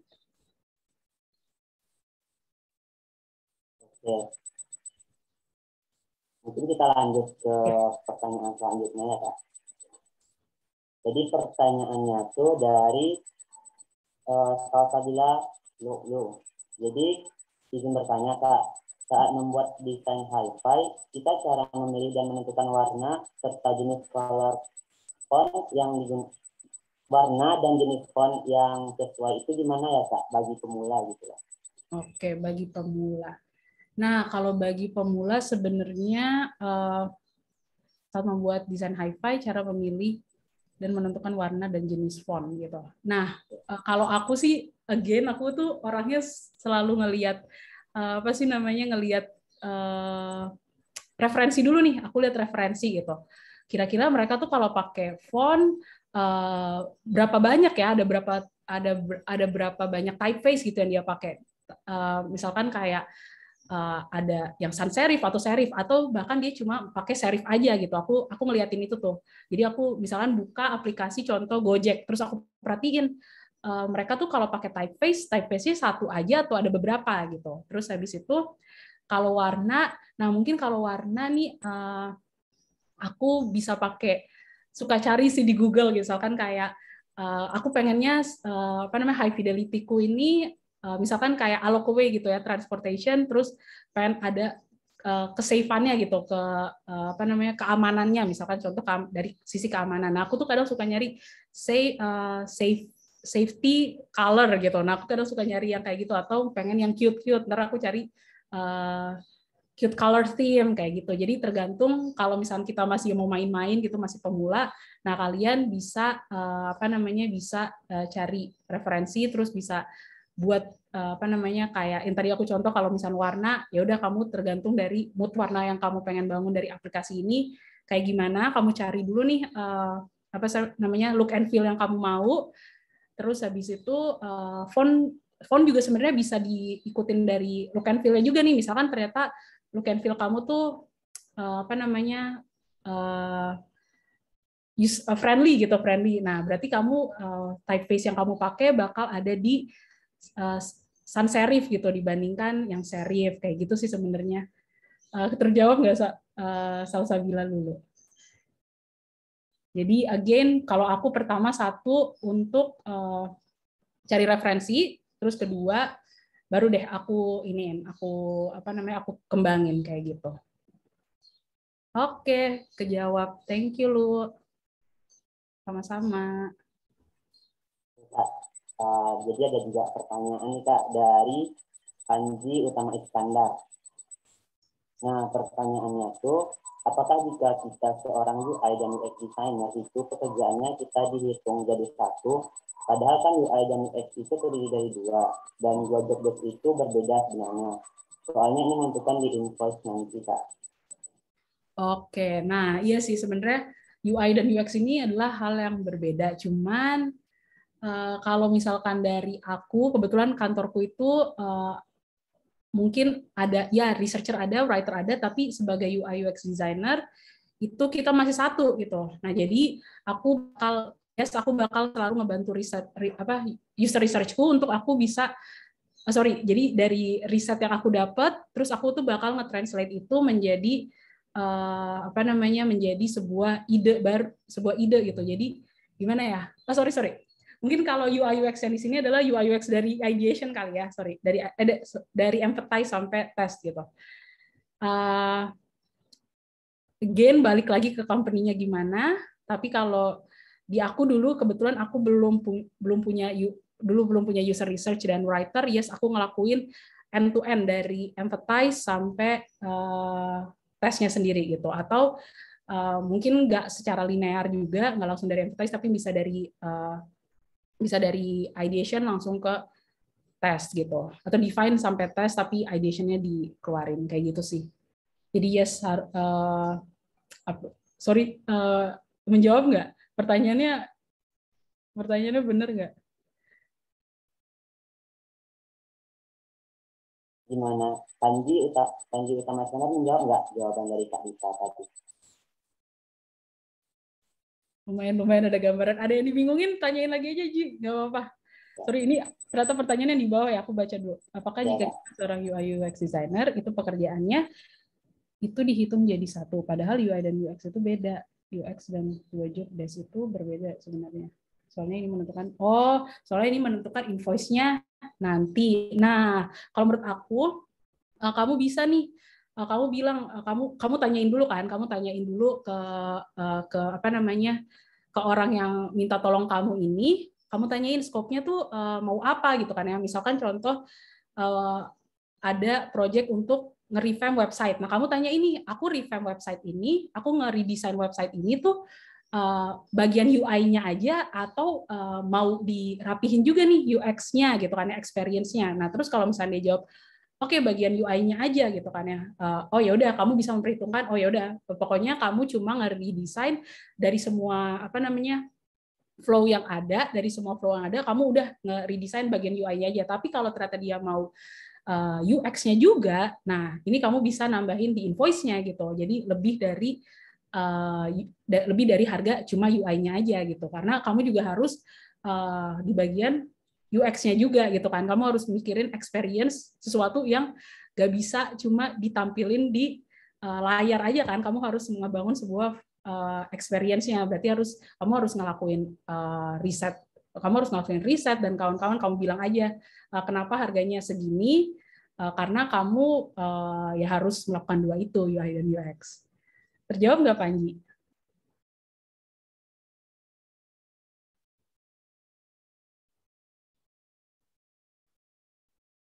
Oke, thank you. Sorry ya, Ji, soalnya aku baru nemu pertanyaan kamu. Oke. Oke, Kak. Jadi lanjut lagi nih, Kak. Boleh. Jadi pertanyaan selanjutnya itu dari Bagus Hadi Prasetyo. Mau nanya, Kak, apa sih bedanya user acceptance testing sama usability testing, Kak? Oke, nah ini mungkin pertanyaannya ini UAT dan UT ya. Nah, oke. Sebenarnya aku tuh kurang tahu pasti UAT itu apa, karena UAT itu adanya di bagian orang product owner-ku nih. Jadi UAT itu kalau UT itu kan dari kita aja nih, dari UI UX designer. Nah, kalau dari UAT ini, dari tim produk ini, jadi dia tuh udah ngelakuin, kayaknya dia tuh udah ngelakuin apa, lewat testing dari aplikasi yang udah dibagi di dalam development proses, kayak gitu sih UAT itu. Kalau jadi ini sebenarnya dipegang dari dua orang yang berbeda gitu. Yang satu kalau UT yes kita yang megang UI UX designer, UAT ini dipegang oleh product owner. Jadi ini aku sebenarnya kurang tahu persis, tapi kayak gitu sih sebenarnya bedanya UAT sama UT. Menjawab nggak bagus. Jadi kalau kamu mau jadi UI UX designer, kamu nggak usah mikirin si UAT itu apa gitu. Sebenarnya ya, sebenarnya. Gitu, oke. Oke, kita lanjut lagi, Kak, di pertanyaan selanjutnya. Jadi ada yang nanya itu dari M Tegar juga. Mau tanya, Kak, untuk mengawali belajar desain UI UX itu mulai dari mana ya, Kak? Terutama untuk pelajar SMA atau SMK. Oke, nah sebenarnya kalau aku nih, ini mungkin ngobrol dari pengalamanku aja kali ya. Kalau aku sebenarnya aku langsung ikutan les UI UX gitu, karena sebenarnya jujur aku kalau belajar lewat internet kan kayak banyak banget kan ya, banyak banget apa sih namanya, banyak banget resource yang ada gitu kan ya. Nah, jadi kalau misalkan aku dengan resource yang banyak tuh, aku jadi kebingungan sendiri. Nah, that's why lah aku akhirnya decide buat ngambil les supaya aku at least bisa tahu apa namanya proses sebenarnya aslinya tuh dari kalau design thinking, kalau ngomongin design thinking tuh dari empathize sampai tes tuh kayak gimana, kayak gitu sih. Jadi kalau aku sebenarnya ikut les. Nah, kalau menurut aku boleh kamu coba untuk ikut les-les kecil yang mungkin 8 pertemuan, at least bisa kasih kamu bayangan jadi UI UX tuh seperti apa gitu. Menjawab enggak? Gimana? Dari Yuga menjawab enggak juga? Mungkin kita lanjut aja ya, Kak, ke pertanyaan selanjutnya. Nah, ini ada pertanyaan, Kak, dari Dimas Priyambodo, yaitu ada nggak, Kak, perbedaan dalam proses membuat UI UX game dengan aplikasi yang lainnya? Gimana? Jadi ada perbedaan? Ada perbedaan proses nggak, Kak, dalam pembuatan UI UX game dengan aplikasi lainnya gitu, Kak? Coba sebentar. Siapa yang nanya? Aku coba cari gitu deh. Dari Dimas, Kak. DHIMAS. Dimas.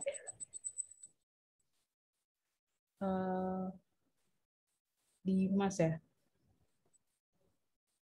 Wah. Sorry aku nggak ketemu. Mungkin Dani coba. Ya soalnya aku kurang. Oke. Mau tanya, Kak, ada perbedaan dalam proses membuat UI UX game dan app lainnya. Nah, kayak aku tuh sebenarnya belum pernah ke game, tapi misalnya mungkin game sama aplikasi biasanya ya, yang kayak kita temuin misalnya contoh Tokopedia atau Gojek. Nah, di dalamnya mungkin sama-sama aja nih, prosesnya sama. Cuman kalau di dalam mulai craftingnya, itu mungkin berbeda nih. Kalau dari app kan, kalau game kan itu lebih ke interaktif banget kan ya dibandingkan aplikasi yang biasanya gitu. Jadi kalau menurut aku mungkin prosesnya iya sama, tapi untuk pas bagian craftingnya sih yang berbeda gitu. Tapi ini Jadi ya perbedaannya di di craftingnya. craftingnya kayaknya di craftmannya gitu. Cuman sorry banget tapi ini aku kayaknya bakal ntar aku boleh nggak sih cari tahu dulu, ntar aku bakal ini soalnya aku belum kurang yakin sih ini jawabannya Oke gitu. Kak, Ntar aku bakal kirim ke panitia kali ya untuk jawabannya. boleh Kak. Oke, thank you. Dimas Kak, dari Dimas yang nanya tadi Kak. Oke, dari Dimas. Oke, kita lanjut ke pertanyaan selanjutnya Kak, boleh Kak? Boleh. Atau kamu setiap nanya boleh sambil di copy nggak? Oh Biar boleh Kak. baca. Oke. Jadi pertanyaan itu dari Rizky Rahardi Putra Kak. Nah pertanyaannya itu eh, di situasi seperti apa kita harus melakukan usability testing menggunakan toolmet, apakah dengan penilaian SUS dan NPS saja cukup Kak? Wah, ini juga boleh pertanyaan yang aku jawab. Bentar nggak? Aku cari tahu dulu. Aku kayaknya harus Oke Kak. ngomong sama researcherku dulu deh ini. Oke Soalnya siap aku Kak. jujur, ya soalnya jujur untuk pakai tools apa namanya Maze untuk remote duty tuh sampai sekarang nih aku masih belum pernah pakai lagi nih. Jadi aku masih kurang paham. Jadi terkayaknya aku harus ngobrol dulu sama researcherku ya. Boleh Kak. Boleh Sorry Kak. ya. Oke, deh aku copy dulu. Ntar aku kirim ke. Oke Kak. Jadi lanjut ke pertanyaan selanjutnya aja ya Kak. Ya. Jadi pertanyaan selanjutnya itu dari Kakak Bilal lagi. Jadi dia nanya cara nentuin grid, terus ukuran paddingnya berapa, ukuran gutternya dan lain-lain itu gimana ya Kak? Oke, nah untuk nentuin grid, padding, gutter berapa. Nah, biasanya itu aku kalau misalnya belajar awal ya, itu tuh aku kamu bisa buka ini nih, kamu bisa buka material di Android, itu tuh kamu bisa ngelihat apa namanya mengenai grid nih kira-kira di berapa gitu. Tapi kalau aku lagi ya aku lihat nih material Android, terus waktu aku belajar kan aku juga mencoba nge-copy sebuah aplikasi kan ya. Nah, aku lihat katanya kalau misalnya apa grid nih ada di 4 gitu kalau misalnya pakai di mobile gitu kan ya. Terus habis itu kalau di website pakai 12. Nah, sebenarnya ini aku coba waktu aku nge-copy ini gitu sambil coba. Jadi sebenarnya balik lagi dari apa yang kamu mau buat gitu. Jadi kalau mobile itu biasanya ada di 3 sampai 5, terus website itu ada di 12, tablet itu ada di berapa gitu. Ini kamu bisa buka material Android, ntar aku coba kasih linknya. Terus habis itu ukuran padding. Nah itu juga again aku lihat lagi nih dari Android apa namanya dari material Android ini gitu. Jadi sebenarnya kalau untuk pastinya berapa apa namanya aku rada lupa. Tapi ini juga nih ntar aku bakal ini ya. Aku bakal jawab nextnya. Oke Kak. Sip. Jadi nanti bakalan dijawab juga sama Kak Dita dan bakalan saya kirim ke grup untuk di WhatsApp-nya. Jadi lanjut ke pertanyaan selanjutnya. Itu dari Muhammad Denny Zailani. Jadi kan saya tidak suka ngoding Kak, tapi saya lebih condong tertarik di desain. Apakah di UI UX ini diwajibkan bisa desain atau enggak ya Kak? Bisa diwajibkan bisa ngoding. Ya.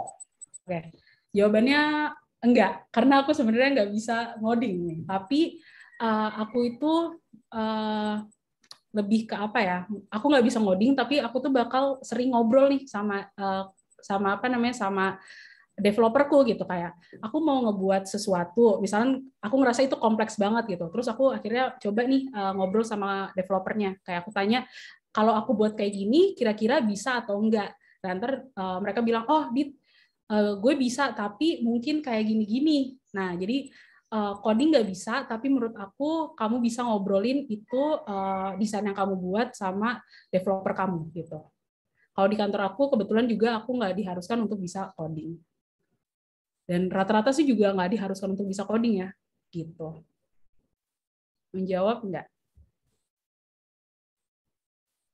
Gimana? Jadi nggak harus bisa coding. Ya, nggak harus bisa coding. Tapi dari sekian banyak yang pernah aku pernah teman-teman UI UX aku baru nemuin satu kantor yang mengharuskan dia ngoding gitu. Cuma satu gitu dari beberapa gitu. Jadi enggak sih sebenarnya ngoding tuh bukan tugas kita gitu. Tapi kalau kita bisa tahu coding, mungkin itu bisa jadi nilai plusnya. Jadi kita mungkin nggak harus langsung ngobrol sama developer karena kita udah bisa berempati sama developer dengan diri kita sendiri gitu. Tapi kalaupun nggak bisa nggak apa-apa.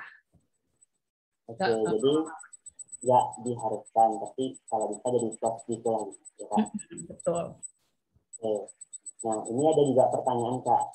Ini kayaknya udah ngeliat di masa depan atau udah punya rencana di masa depan dari Rena Hakimah Kak. Jadi Rena mau nanya, kalau untuk portfolio UX designer kan kita buat case study. Kalau untuk UI designer lebih empasisnya kemana ya Kak? Terus bisa nggak, ada nggak, atau boleh nggak Kak share dikit gimana portfolio Kakak dulu pas ngelamar gitu Kak? Nah, kebetulan aku itu waktu ngelamar emang portofolioku dari tempat les. Nah, jadi tempat lesku itu udah belajar UI UX design gitu kan ya. Tapi kalau misalkan kamu mau jadi langsung ke UI designernya, kira-kira portonya boleh nggak bentuknya tuh desainnya aja gitu ya. Sebenarnya boleh, malah sebenarnya yang paling dikeliatin tuh adalah crafting UI-nya gitu. Tapi kamu juga harus bisa ngasih jawaban nih kenapa aku buat UI design kayak gini. Nah mungkin kamu kalau misalnya nggak dapetin apa sih namanya nggak ngelakuin riset gitu ya, kamu bisa bikin apa namanya cari tahu nih dari misalkan dari Instagram dari apa namanya dari Play Store gitu, kira-kira ada nggak temuan suatu masalah yang bisa kamu buat jadi apa namanya untuk memperbaiki UI-nya kayak gitu. Atau misalnya kamu contohnya adalah tugasnya kamu langsung ngelakuin revamp-nya aja nih. Kamu bilang sebenarnya dari sisi UX contoh misalkan MBCA gitu ya. Kan MBCA nih dibilangnya oke UX-nya oke banget gitu, tapi UI-nya kurang menarik. Nah, kamu bilang aja aku mau memperbaiki UI-nya juga padahal udah oke kalau misalkan dari segi UX-nya gitu, tapi kamu cuma mau nge-revamp desain UI desainnya aja gitu. Gitu. Oke. Nah, selanjutnya itu ada juga pertanyaan Kak dari Ed. Dia nanya, untuk membuat UI yang baik, apakah ada batasan jumlah warna yang dipakai Kak? Oke. Ada apa? Ada pembatasan warna yang dipakai ya? Ya. Nah, sebenarnya balik lagi sebenarnya kalau dilihat kan Gojek tuh warnanya banyak gitu kan ya. Tapi gimana caranya sebenarnya warna-warna tersebut tuh nggak membuat user nggak ngebuat user tuh jadi semakin bingung gitu. Jadi kita bisa pakai warnanya itu misalkan nggak apa sih namanya nggak seterang itu, atau mungkin kalau dari pengalaman aku sih ya, kalau dari pengalaman aku di kantor sebenarnya aku tuh at least ada di 2 warna aja gitu, di gold sama di biru, itu yang aku pakai. Tapi ntar ada turunan-turunan mungkin merah kayak gitu untuk melambangkan apa sih namanya salah atau apa gitu. Kenapa sebenarnya warnanya dipakai cuma 2 itu aja? Again balik lagi ini buat apa sih namanya supaya user tuh nggak terlalu pusing gitu ngelihat sebuah interface gitu. Jadi mungkin pemilihan-pemilihan warnanya juga bisa diseimbangi dengan pembagian hierarki visual kayak gitu. Menjawab nggak kira-kira? Gimana? Enggak. Kayaknya udah. Oke. Ini kita lanjut lagi atau gimana Kak? Boleh. Boleh. Atau mungkin 3 pertanyaan lagi kali ya. Oke. Untuk pertanyaan selanjutnya itu dari Rena Hasimah Kak. Jadi kalau misalnya kita udah bikin hi-fi, tapi kita mau redesign ulang prototipe-nya Kak, lebih efektif kita bikin lagi dari lo-fi atau langsung ke redesign dari hi-fi-nya aja Kak? Terutama kalau buat pengaplikasian di React Project gitu Kak. Oke, kalau di real project sebenarnya kan balik lagi yang tahu prosesnya tuh kamu kan ya.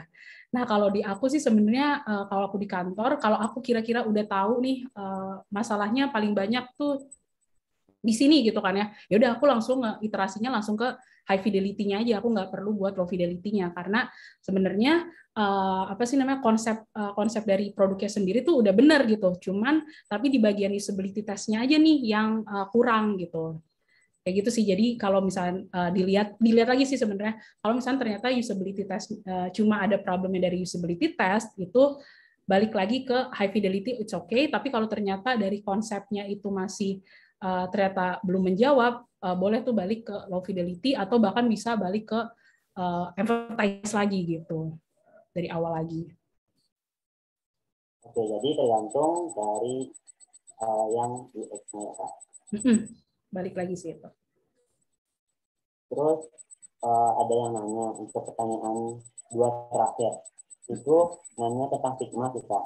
Jadi Adrianto nanya, kalau Figma yang gratis batasannya apa ya, Kak? Apakah bisa tetap share ke orang lain nggak? Kak? Sorry, boleh di copy nggak? Oke, boleh, Kak. Iya.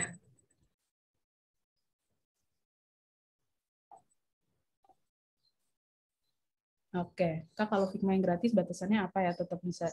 Nah, jadi kalau misalnya Figma yang gratis ini, yang aku sadarin itu adalah kalian tuh nggak bisa share ke banyak orang gitu. Kalau yang aku apa namanya, yang aku alamin tuh aku cuma bisa 1 sampai 2 orang aja gitu. Jadi Figma tuh batasannya itu sih yang paling aku sebenarnya yang paling aku tangkep banget dari yang gratis itu di bagian sharingnya. Tapi sisanya lainnya aku belum nemuin perbedaannya sih gitu.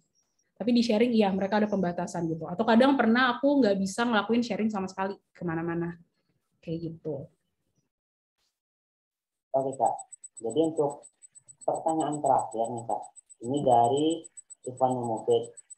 Jadi Mufid nanya, apakah unsur-unsur dasar desain seperti warna, garis, dan lain-lain itu sangat berpengaruh di UI atau enggak, Kak?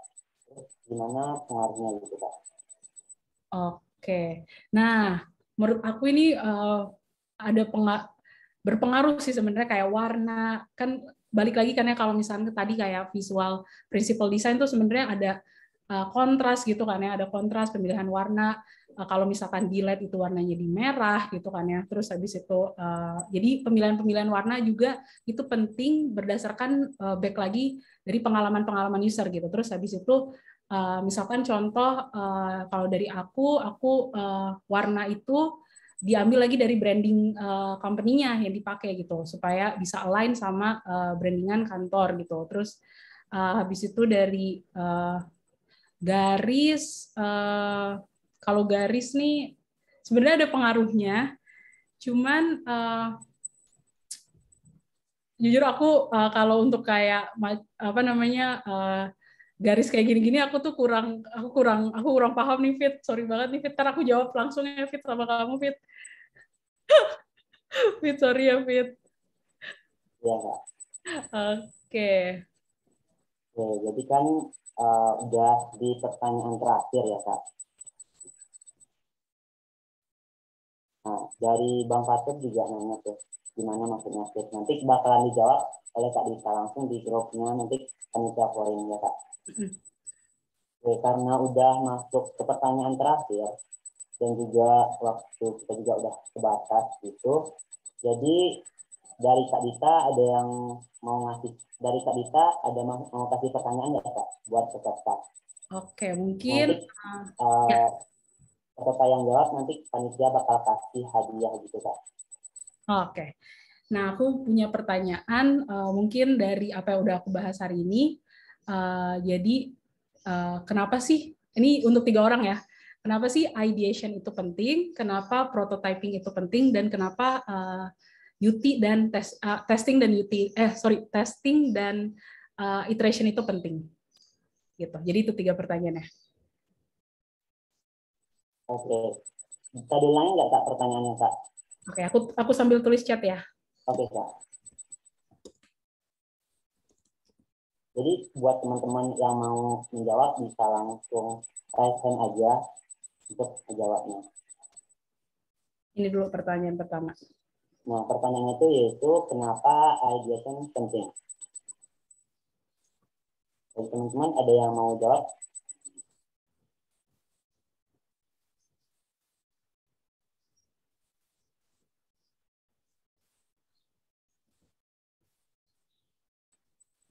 Gimana?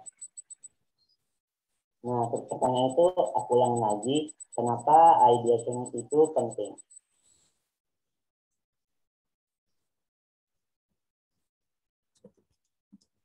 Ya, yang mau jawab, raise hand aja. Nanti bakalan ada hadiahnya ya.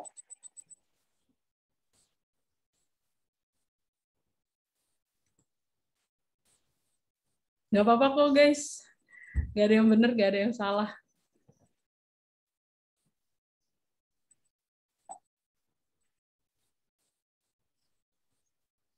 Belum ada yang jawab nih, Kak.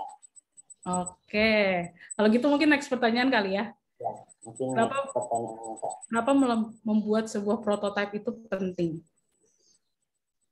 Ya, buat teman-teman, kenapa prototyping itu penting? Nah, ada yang jawab, Kak, yang Oke, ini ada yang jawab di bagian testing. ya, Oke, dia jawabnya ke testing dulu. Oke, testing wow. dan iteration itu penting karena untuk mengetahui seberapa besar aplikasi yang kita bikin itu berguna atau dapat digunakan oleh user. Nah, kalau iteration-nya sendiri itu interaksi aplikasi antar aplikasi dan user, misal kayak mencet tombol mesti getar atau enggak. Nah, benar nih kalau thank you Fauzi untuk jawabannya. Nah, di bagian testing mungkin aku apa namanya di bagian testing ini betul untuk bisa melihat apakah aplikasi yang udah kita buat ini berguna atau enggak gitu ya secara gampangnya. Nah, kalau iteration ini sebenarnya lebih untuk melakukan pengulangan desainnya sendiri gitu karena sebenarnya setelah testing kan kita masih dalam bentuk jawaban apa sih namanya dalam bentuk data doang kan ya. Nah, iteration-nya inilah yang gimana caranya untuk mentranslate-nya untuk memperbaiki aplikasi supaya lebih baik lagi gitu, produknya lebih baik lagi gitu. Oke Fauzi, thank you untuk jawabannya. Nah, ya Fauzi bakal dapat hadiah. Nah, nanti Fauzi silahkan hubungi panitia, nanti panitia juga hubungi Fauzi untuk dapetin hadiah. Oke, nah ini ada yang jawab Nah, ada yang jawab lagi. kenapa prototipe itu penting. Nah, prototipe itu penting karena dapat memudahkan untuk mempresentasi ide konsep kepada user. Nah, oke, thank you Anissa jawabannya. Makasih untuk keberaniannya udah mau menjawab. Nah, sebenarnya prototipe itu ya penting karena memudahkan untuk mempresentasi ide konsep ke user sambil mungkin kita juga bisa melakukan prototipe ini yang nantinya bisa kita tes ke user gitu. Nah, di sisi lain, prototipe juga tuh bisa memudahkan untuk mempresentasi, mengkomunikasikannya kepada tim di kantor kita. Karena kan nggak mungkin kita cuma ngomongin berdasarkan jawaban aja kan ya, tapi sambil kalau apa namanya kalau kita buat prototipe, jadi bisa sambil diperlihatkan seperti itu sih, Anissa. Thank you untuk jawabannya. Nah, ini ada lagi dari Panji, prototipe itu penting karena nanti jika ada prototipe kita bisa uji, bisa tahu nih ada feedback apa enggak, nantinya kekurangan bagusnya gimana, baiknya apa. Benar. Jadi prototipe itu penting banget sebelum kita melakukan testing. Kita jadi bangun dulu nih prototipenya supaya kita bisa menguji gitu. Benar Panji. Oke, thank you Panji, thank you Nisa. Oke, berarti udah dijawab 3 semuanya ya, orang Kak? ya. Iya. Oke. Oh, nih ada satu lagi. Oke, mungkin 4 kali ya. Boleh, Kak. 4 kali ya, Don. Nah, kalau Rena menjawab dari ideation itu penting supaya kita bisa menghasilkan ide sebanyak mungkin untuk menyelesaikan suatu masalah yang nantinya bisa kita analisa mana yang paling baik untuk dibawa ke step lanjutnya. Benar, ini yang nggak ada, aku nggak ada apa namanya, nggak ada revisi buat yang ini. Benar-benar Rena. Oke, jadi mungkin 4 orang kali ya, Don ya. Boleh, Kak. Rena,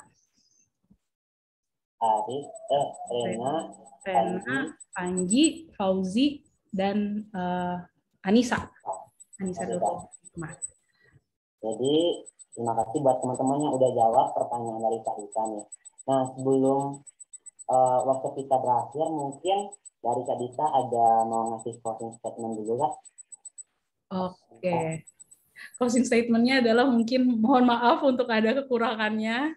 Nanti beberapa pertanyaan yang belum terjawab juga, aku udah copy semua di chat box-nya. Ntar kalau aku bakal coba untuk get back ke kalian. Nah, terima kasih udah datang hari ini.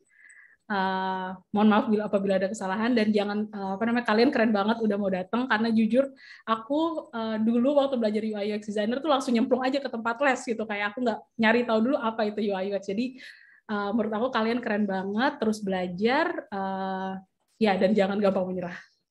Itu aja sih. Oke, Kak. Ya, Kak. Dan Kak, jadi nah, itu penyampaian yang luar biasa dari Kak Dita, udah nyampein materinya, udah jawab pertanyaannya, dan juga udah banyak ngasih insight ke kita. Mungkin terima kasih banyak ke Kak Dita yang udah hadir dan nyempetin waktunya buat berbagi ilmu dengan kami. Dan mohon maaf jika misalnya dari panitia dan lain sebagainya kurang baik atau kurang tertata gitu, Kak. Dan sama-sama. Untuk aku mau ngasih sedikit feel untuk hari ketiga besok, di mana buat hari ketiga besok pematerinya juga nggak kalah keren dari pemateri sebelumnya, dan juga ada satu hal di mana hadiah yang bakal diberikan buat hari besok itu lebih banyak gitu. Jadi teman-teman diharapkan tetap hadir di hari ketiga besok, karena pemateri dan materi yang keren juga dari hadiah yang bakal dibagiin. Jadi sekian untuk workshop UI UX Praktek 2022 UPN Telemetri Universitas Andalas hari kedua ini. Sebelumnya aku mau nyampein dulu sponsor dari workshop UI UX ini, yaitu dari Bukalapak. Jadi buat teman-teman yang mau top up diamond dan game lain yang super murah, langsung aja top up di Bukagame. Nah, di mana harganya itu murah dan gamesnya juga lengkap. Jadi langsung aja teman-teman top up di bl.id/bukagames. Dan juga di sponsor kali ini juga dari CIT, Semen Padang, Game Gaming, Bayu, English Tutorial Center, XD House, Yakult, Pondok Aceh Jaya, Sari Anggrek Rabani, Jogja Konveksi, dan Neurofikri. Nah, mungkin sekian untuk acara kita hari ini. Terima kasih buat teman-teman yang udah hadir. Terima kasih kepada Kak Dita, juga Bang Fatur yang udah hadir di hari ini. Mungkin aku akhiri dengan Assalamualaikum warahmatullahi wabarakatuh. Sampai ketemu di hari ketiga, teman-teman. Terima kasih, Kak Dita. Oke, jadi acara kembali. Jadi sebelumnya aku ucapin juga terima kasih pada Kak Dita dan teman-teman yang udah hadir di acara workshop yang kedua, yang hari kedua ini. Jadi sebelum kita live, kita bisa foto bersama tadi atau dokumentasi di hari kedua. Nah, mungkin untuk teman-teman bisa on cam nih semuanya. Ya, kita on cam untuk foto bersama. Oke. Oke, untuk slide 1 aku mulai ya. 1, 2, 3. Oke, bentar.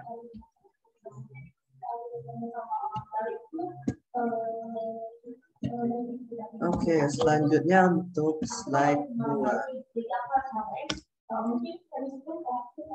1, 2, 3.